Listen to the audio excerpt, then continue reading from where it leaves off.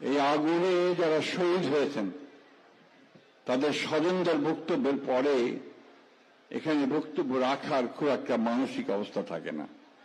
আমার সেটা নেই। আমার নিজেকে মাঝে মাঝে ধিক্কার দিতে ইচ্ছা করে যে আমরা কেমন একটা জাতি, যে জাতি আমরা আমাদের নিজেদের ছেলেদেরকে পুড়িয়ে মারি। কেমন একটা জাতি যে আমাদের রাষ্ট্রের যারা কর্মচারী কর্মকর্তা তারা সন্তানদেরকে হত্যা করে এবং তারপরে পুড়িয়ে হত্যা করে। এখানে একজন মা বক্তব্য রাখছিলেন যে তার ছেলে বেঁচে ছিল, সেই অবস্থায় তাদেরকে পুড়িয়ে মারা হয়েছে। অনেকে অভিযোগ করেছেন, বিশেষ করে একজন মহিলা অভিযোগ করেছেন যে তার স্বামীকে মেরে ফেলার পরে, পুড়িয়ে ফেলার পরে তার কেউ খোঁজ নেয়নি, তিনি জানেন না যে তার স্বামী কোথায় কিভাবে আছে, তাকে কেউ সাহায্য করেনি। তিনি কুমিল্লা থেকে এসেছেন আজকে খবর পেয়ে। আমি ঢাকা ডিসিকে এখান থেকে বসেই ফোন করেছিলাম যে তারা, সরকার কমিট করেছিলেন যে যারা আহত এবং শহীদ, বিশেষ করে যারা শহীদ হয়েছে তাদের পরিবারগুলোকে 10 লক্ষ টাকা করে তারা প্রাথমিকভাবে অনুদান দেবেন, আর যারা আহত হয়েছে তাদের চিকিৎসার সমস্ত ব্যয়ভার বহন করবে। আমি মাত্র 2 জনকে এখানে পেয়েছি যারা সেই টাকাটা পেয়েছেন বন্ড হিসেবে, বাকিদের আমি জানি না। একটা ছোট বাচ্চা ছেলে, 8 বছর বয়স, তার মাথার খুলিটা উড়ে গিয়েছিল, সেটাকে আর্টিফিশিয়াল প্লাস্টিক দিয়ে জোড়া লাগানো হয়েছে। প্রিয় বন্ধুগণ, আমরা এমন একটা জাতি ক্ষমতায় টিকে থাকার জন্য আমাদের নেতা যারা আমাদের নেতৃত্ব করে, যাদেরকে দেশের মানুষ নেতা বলে মনে করে, তারা ক্ষমতায় চিরদিন টিকে থাকার জন্য এইভাবে গুলি করে মানুষকে হত্যা করে, যেটা হাসিনা করেছে বন্ধুগণ। এবং এখন দাবি উঠেছে সব তীব্র স্বরে যে আমরা হাসিনার বিচার চাই, গোটা জাতি হাসিনার বিচার চায়। কিন্তু বন্ধুগণ, আজকে আপনারা সবাই জানেন যে হাসিনা পালিয়ে গেছে ভারতে। ভারত তাকে আশ্রয় দিয়েছে। আপনারা দেখেছেন যে সেখান থেকে সে বিভিন্ন অডিও ভার্সনে, কথায়, ভিডিওতে এখানে আবার বাংলাদেশে নৈরাজ্য সৃষ্টি করার জন্য বিভিন্ন রকম সেই প্রভোকেশন, উত্তেজনা ছড়ানোর চেষ্টা করছে।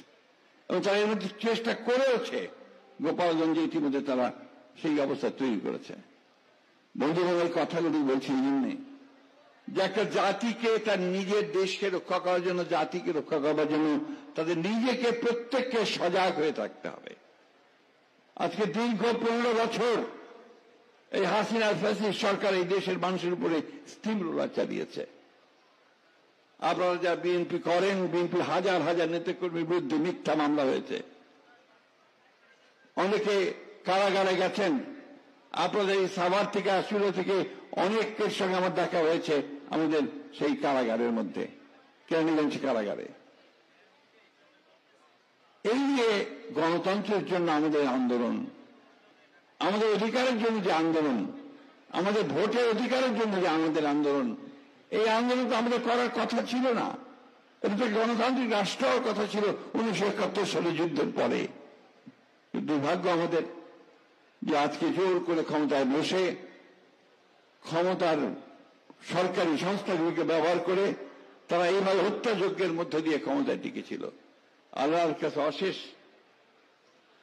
শুকরিয়া আদায় করছি যে আল্লাহ তাআলা অশেষ মেহেরবানিতে আমাদের ছাত্রদের আত্মত্যাগে, তাদের শহীদের আত্মদানে, আমাদের জনগণের আত্মদানের মধ্য দিয়ে আমরা সেই ভয়াবহ দানবের হাত থেকে মুক্তি পেয়েছি।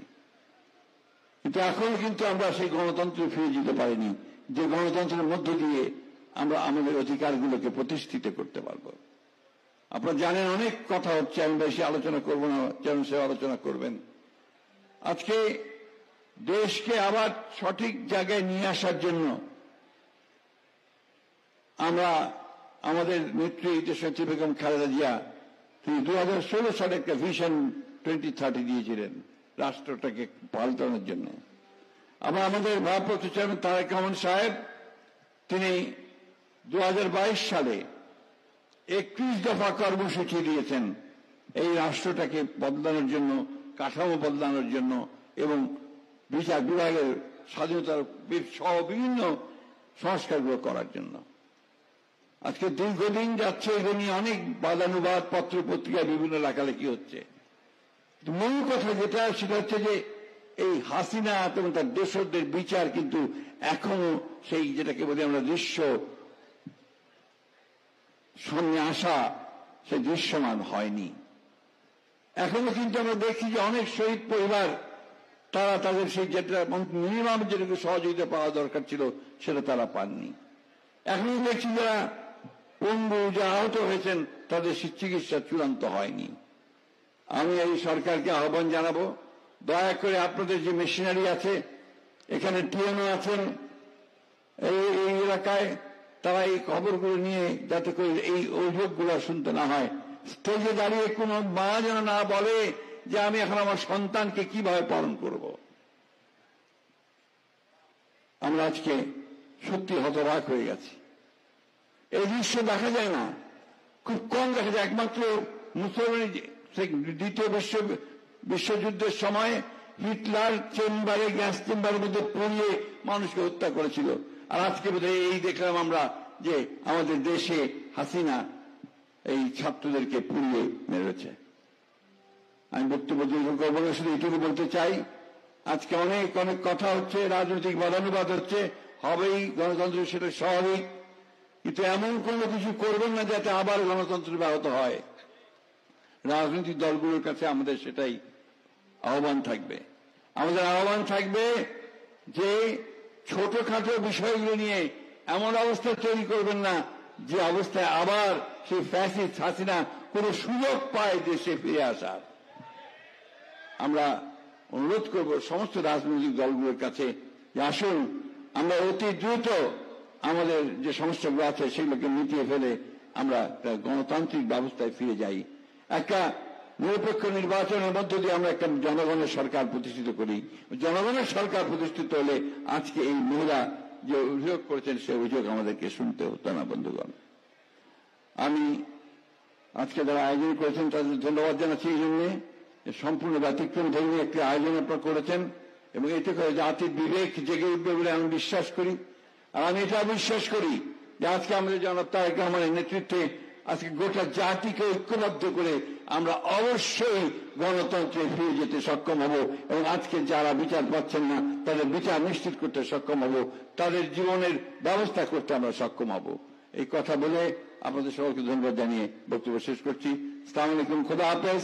বাংলাদেশ জিন্দাবাদ, বাংলাদেশ জাতীয়তাবাদী দল জিন্দাবাদ, শহীদ যে আমার হোক, দেশনেত্রী বেগম খালেদা জিন্দাবাদ, তারেক রহমান জিন্দাবাদ।